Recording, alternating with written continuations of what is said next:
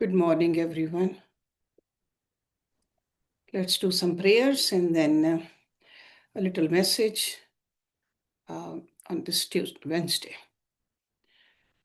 Om Guru Brahma, Guru Vishnu, Guru Devo Maheshwara, Guru Sakshat Parbrahma, Tasmai Shri Guruve Om Bhuvasvaha Tatsaviturvarenyam Bhargo Bhargavo Devasya Dhimahi Dhiyo Yo Nah Prachodayat Asto Ma Sadgamya Tamso Ma Jyotirgamya Mrityorma Mritam Gamya Om Sahna Bhavtu Sahna Bhunaktu Sah Viryam Karvavahi तेजस्वी नावधीतमस्तु मां विद्विषावहि ओम शांति शांति Shanti Om.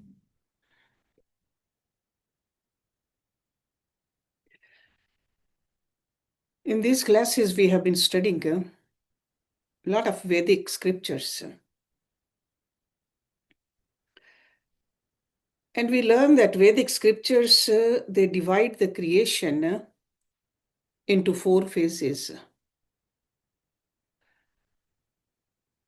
First phase is characterized by harmony and balance, where all of life moves in rhythm with the underlying laws which express its unity. And this first stage of creation is called Satyuga, the age of truth. In Bhagavad Puran, Maharishi Vyas, he has given an analogy to express this. He said, this age is like a bull with its feet planted firmly on the ground. Next time you see a bull standing like that, try to push it over.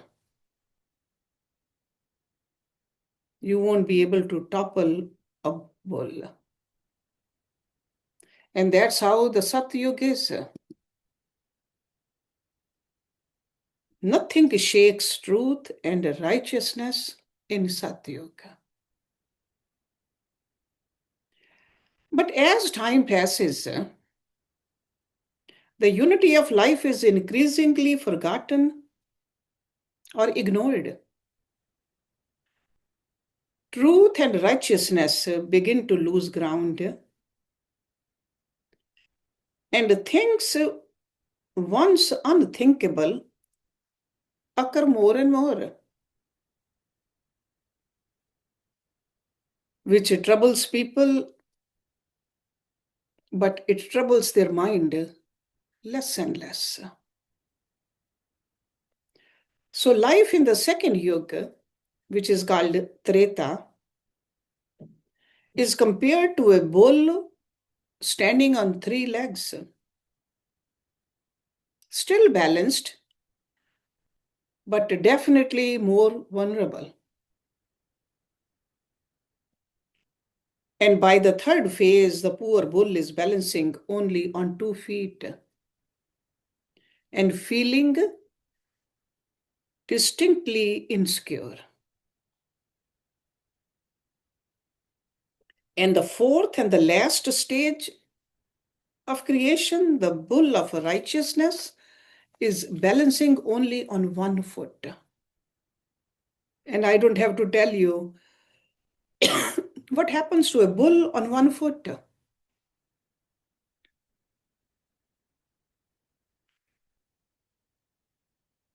No matter how much he tries,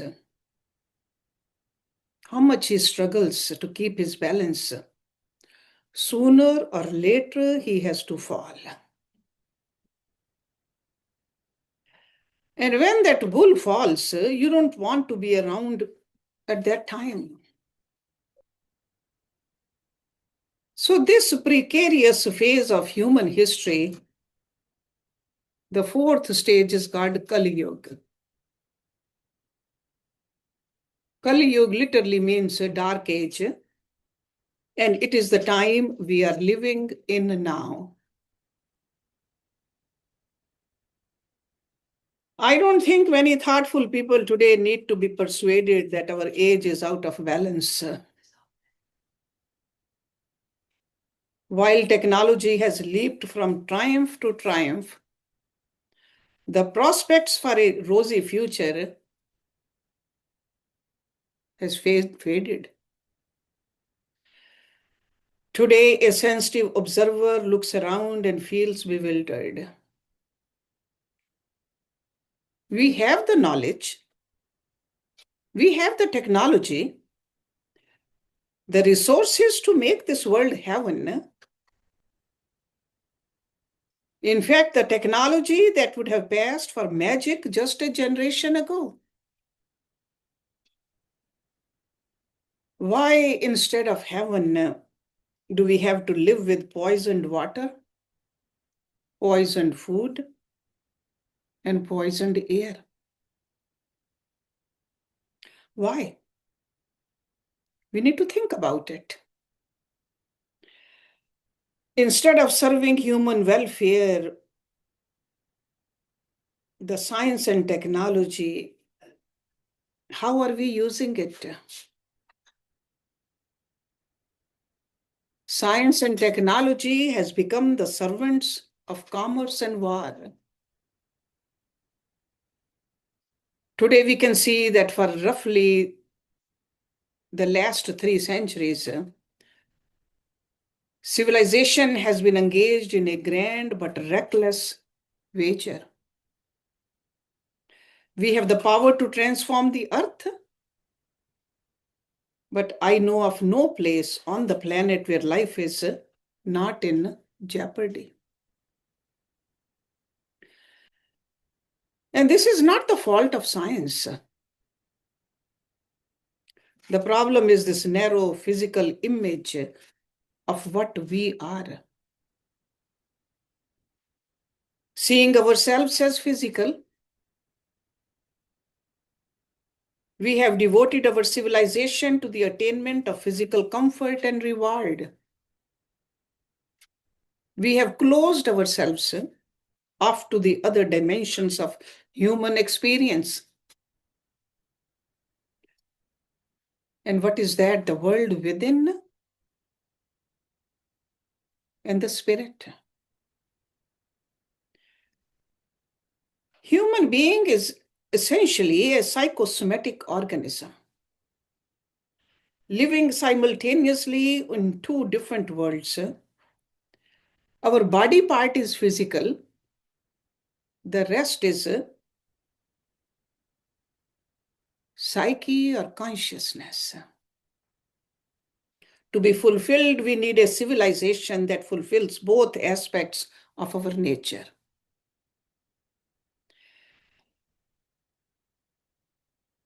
The one that finds a balance between these 2 poles. We need to balance scientific knowledge with spiritual wisdom. And that's what in Satyuga, those rishis, they not only wrote about in the Vedas, but they even lived a life like that. Science was there. Scientific explorations were being done, but not at the cost of what we are doing right now.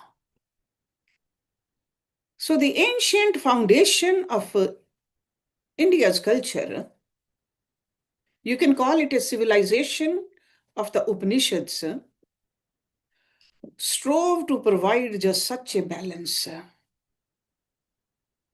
In that period, the intensely scientific spirit that would make such dramatic contributions to medicine, to surgery, mathematics,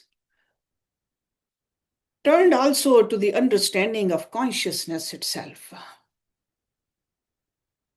They did not forget essentially who we are.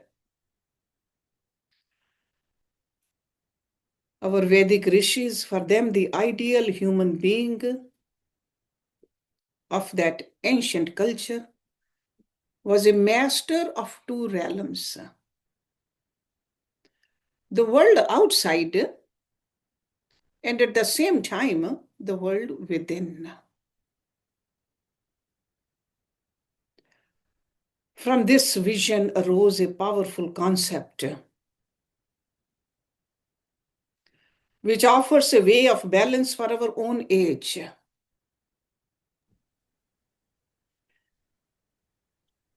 And the word is ahimsa, which literally means non-violence. From a not and himsa, harm, no harm. But ahimsa means much more than what the English word non-violence has come to signify. Ahimsa is not a technique or a tactic. It is a state of mind. In fact, it is a way of life. And there's nothing negative about it. Despite the prefix in its name, like it denotes a state of perfect harmony. Ahimsa is a dynamic balance between the extremes of human experience, between the material and the spiritual, between outer and inner, between different races, and also between different nations, between the individual and the rest of life. And those rishis, they saw life everywhere. Life in the animals, life in the reptiles, life in the birds, life in a little bug, life in a plant, life even in a grass, blade of grass. So in fact, it is a state of three harmonies that makes it ahimsa. With others, harmony with the environment, and also harmony with oneself. Let me repeat it again. With others, with the environment, and with oneself. When I say ahimsa is a dynamic balance, it is because of a very interesting quality. Because ahimsa is not a fragile, static state. It is an organic balance, like a homeostatic mechanism in a living organism. An equilibrium of forces that act to restore balance when it is thrown off. In the middle of all the conflicts of life, the force of ahimsa is constantly working.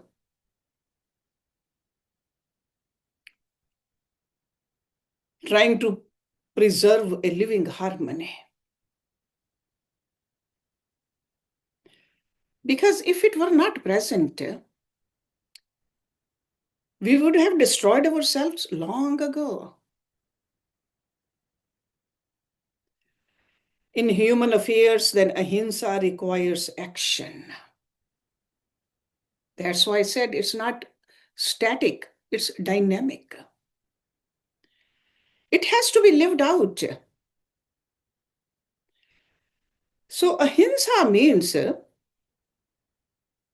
peacemaking, not merely in the usual sense, but also in the sense of making peace with the planet, and most fundamentally, making peace with ourselves.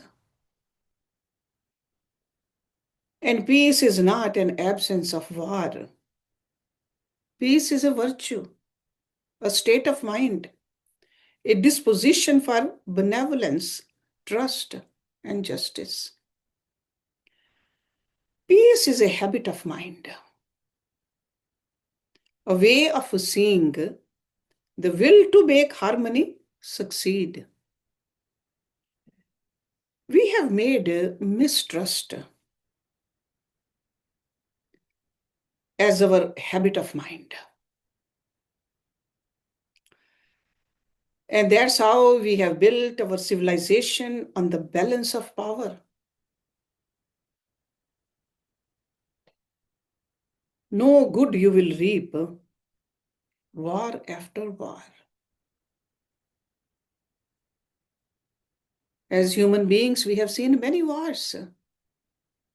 Even in this lifetime, few decades, many, many wars across the globe. Suppose by contrast that a whole civilization could be based on ahimsa. What would it be like? How will it look? First, of course, it would not be utopia, because ahimsa is not a magic formula for turning everybody into saints in a germ-free world. We would still have the same problems. The difference is that the problems could be solved. Today, they cannot be solved because the whole basis for understanding them is wrong.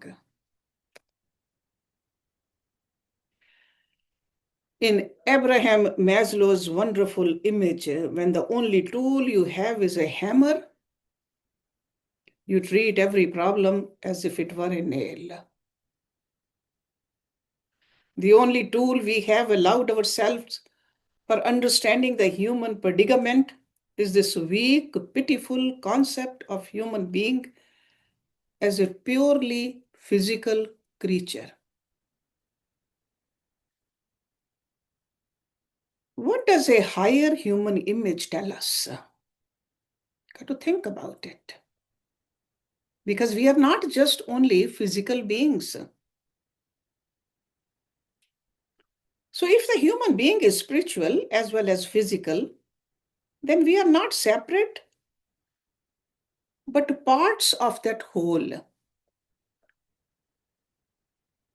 Our Vedic rishis, they said consciousness is the same in all.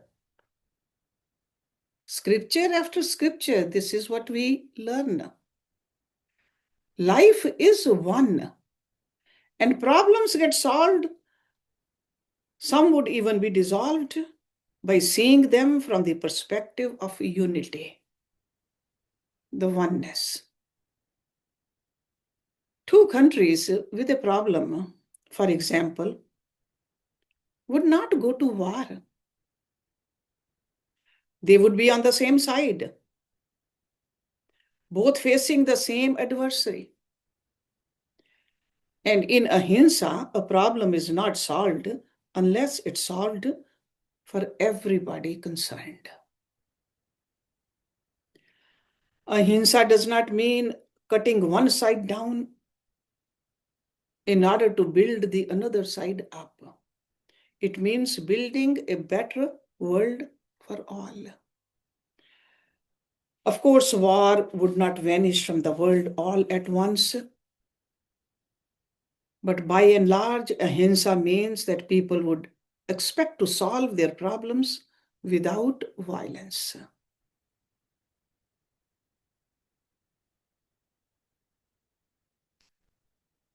The great leaders in the past have said that we would see that solving a problem by violence is absurd. A lot of leaders have said that. When they were asked,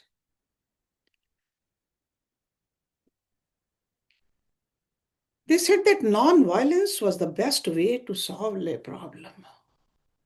Non-violence. There have been leaders like that.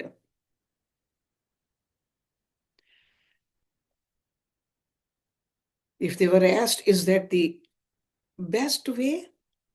Some of those leaders said, no, it is the only way.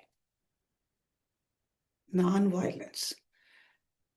Otherwise, you have two problems. The original problem and the violence which creates problem of its own.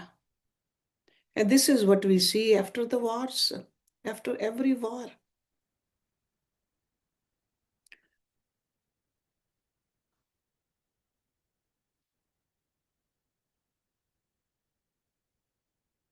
The objection to violence is that it appears to do good at that time, but the good is only temporary.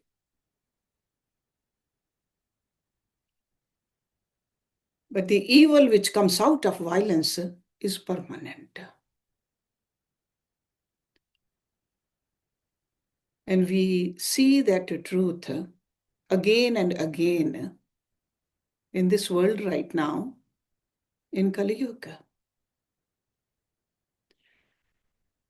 With a higher image of human being, we would cease to think of ourselves as separate fragments of life in a holistic world.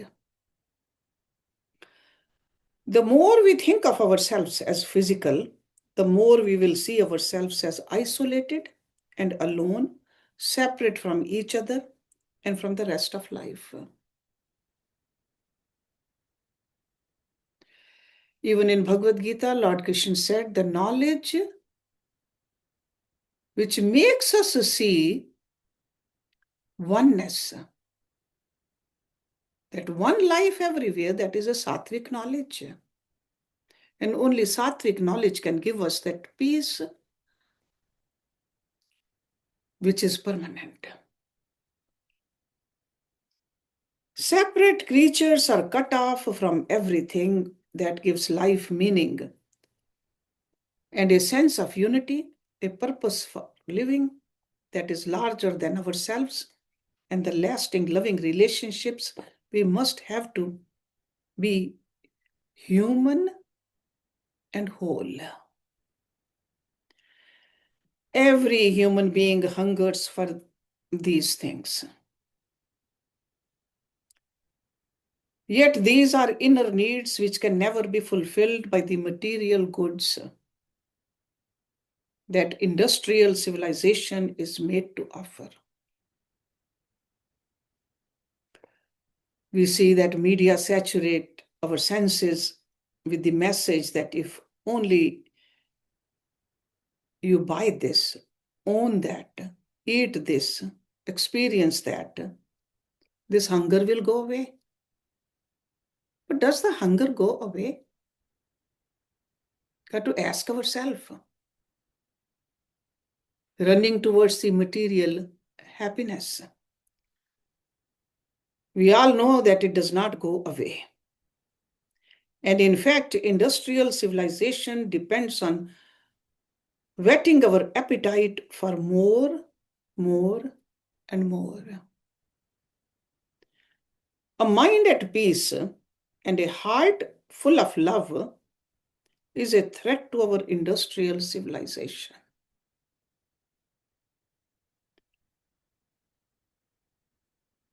And the hungrier we get, the more frustrated and angry we become. And it is the cycle of hunger and frustration that drives the cycle of production and consumption. Not only at the individual level, but at the group level also, at the country's level also. And that cycle in turn leads to ruthless exploitation of the earth's resources. So science and technology are not responsible for these travesties. We cannot blame science. It is when science is not balanced by spiritual wisdom. that it becomes a handmaid to war and environmental dispoliation. So it's like on one side, growth, on the other side, no growth at all.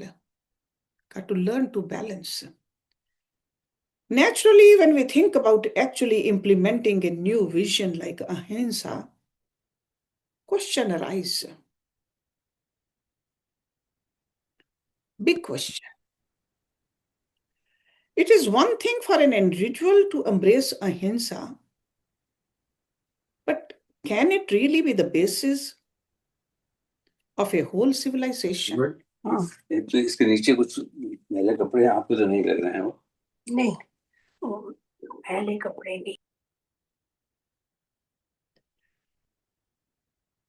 Can it really be the basis of a whole civilization? Is it at all realistic in these violent times? And finally, is it within the reach of ordinary people like you and me?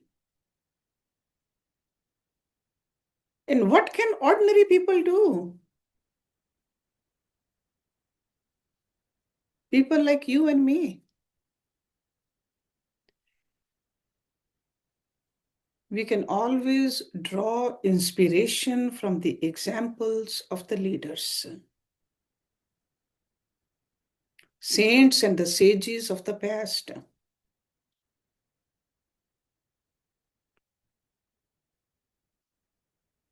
We got to look at it. What did they do to transform themselves? They made choices.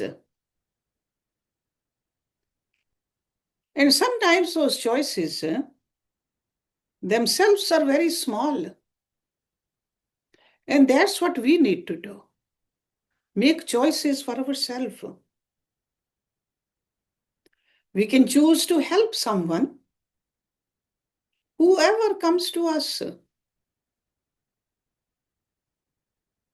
Setting aside our personal preferences and conveniences.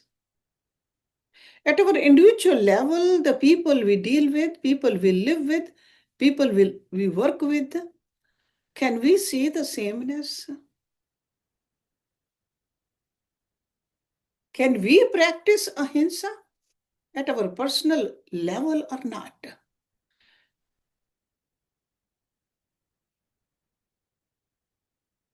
That is the choice which was made over and over by those rishis.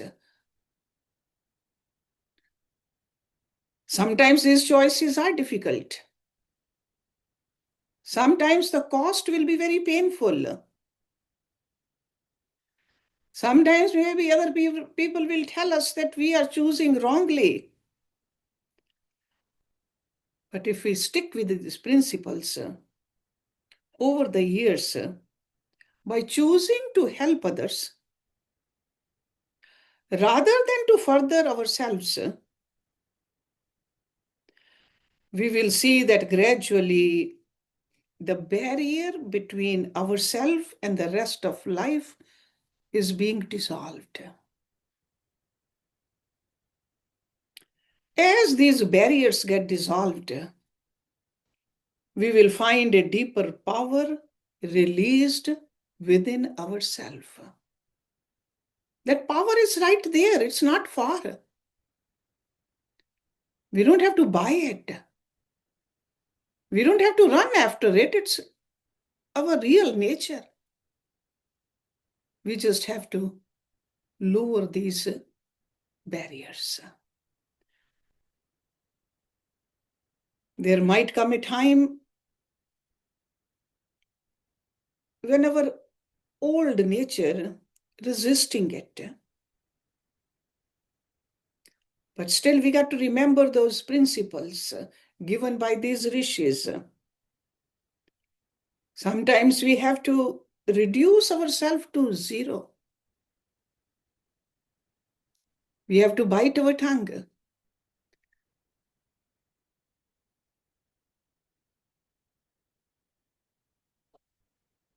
But then, if we stay on the path, ultimately the peace and the exhilaration comes.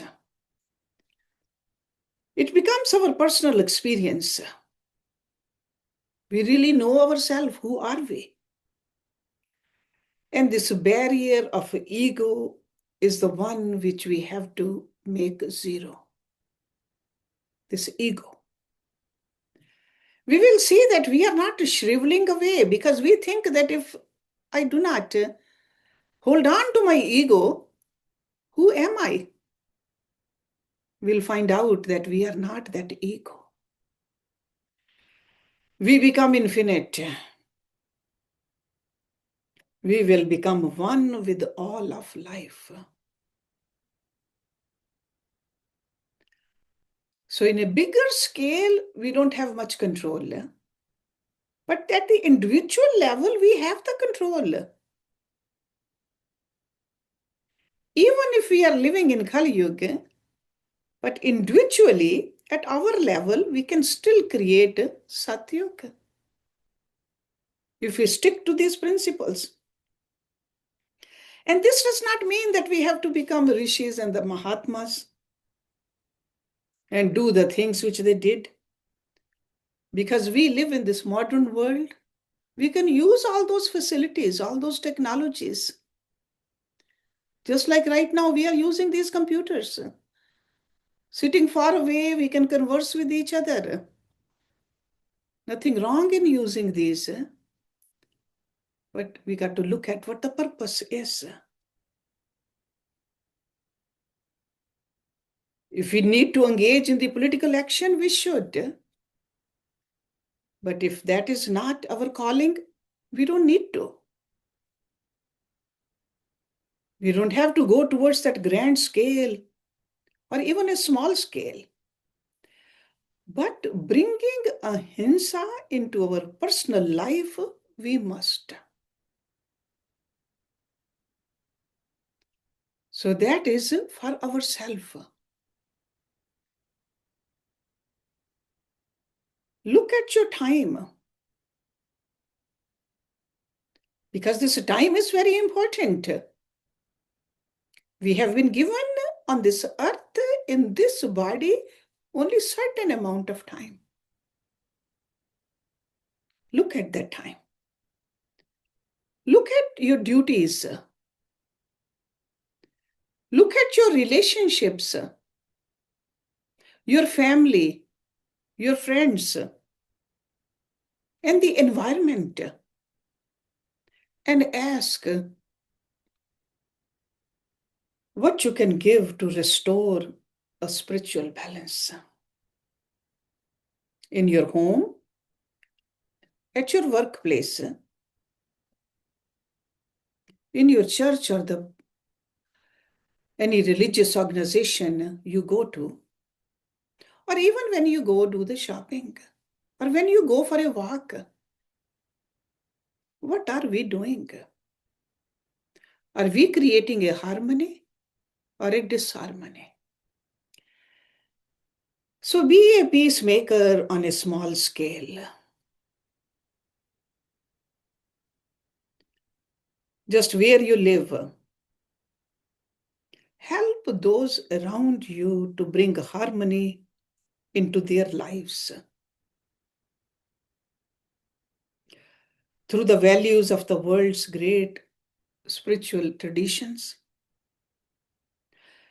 And those traditions, they always guided us through the times of crisis. It's not the crisis is now for the first time. Crises come again and again. We don't have to lose ourselves. With the help of these great teachings of those great saints or the leaders, we got to remember how to keep peace within and how to take that peace wherever we go.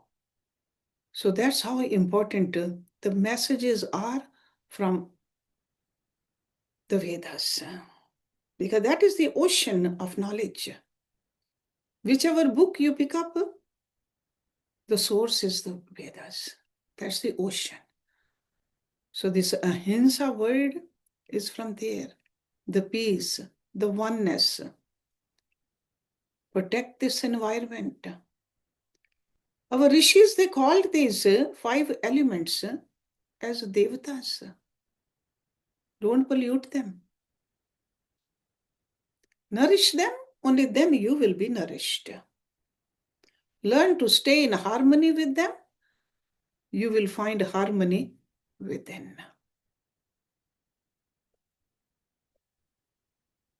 Let's end the class over here today. Om Purnamada Purnamidam Purnat Purnamudachyate Purnasya Purnamadaye Purnameva Visheshyate. Om Shanti Shanti Shanti. Om. Thank you very much.